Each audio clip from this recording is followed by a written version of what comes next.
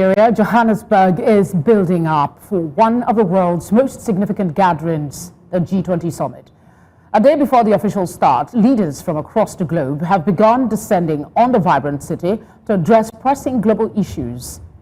Meanwhile, South Africa's President Cyril Ramaphosa has already held crucial bilateral talks. News Centre's Bongani Siziba brings us the latest. Center in Johannesburg, where the highly anticipated G20 Summit is set to kick off tomorrow. But today the city is already buzzing with activity. We have seen world leaders beginning to arrive for this global event. Leaders across the globe have descended in Johannesburg.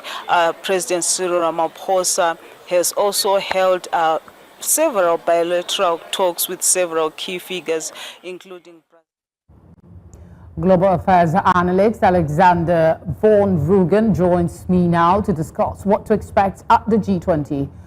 The U.S. boycott, as well as China's potential leadership role in the absence of U.S. Thank you very much for joining us. Let's begin with your thoughts on the fact that two world leaders, the U.S. President and China's Xi Jinping, even though he's sending representatives, will not be at the G20 summit. Do you think this is sabotaging the first ever G summit to be hosted in Africa?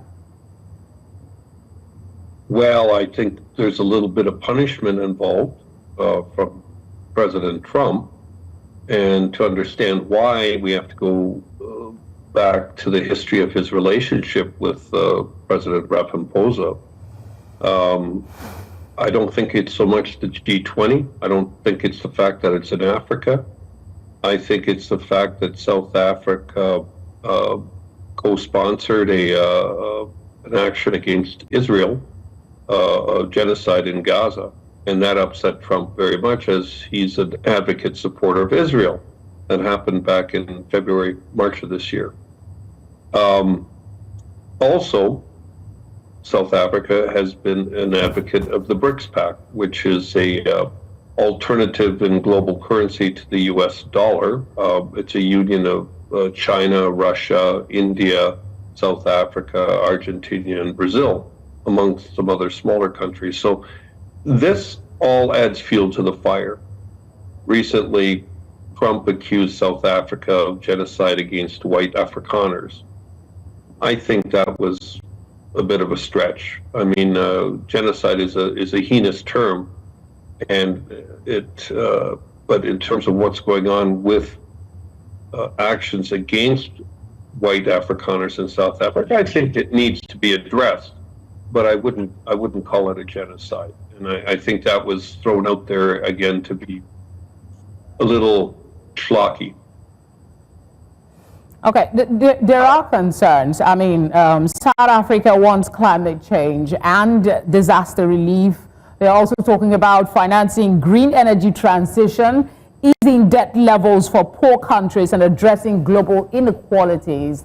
In the absence of these two major countries, even though China has delegates, just like Nigeria has sent the vice president, won't it impact the declaration at the end of the day? Would it water down this summit again? Very much so. One of Trump's, the fact that the Americans aren't there is that they're just, the whole purpose of this summit was to advocate green energy initiatives and diversity and inclusion, and also aid to developing countries. And Trump is against all of those. He's backtracked on every program.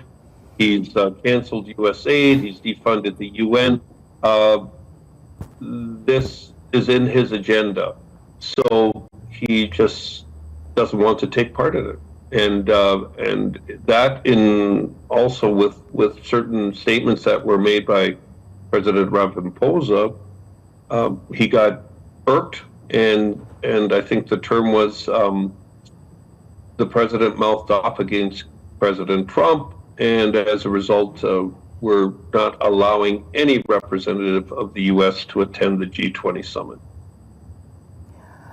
Alexander, as always, thank you very much for speaking with us.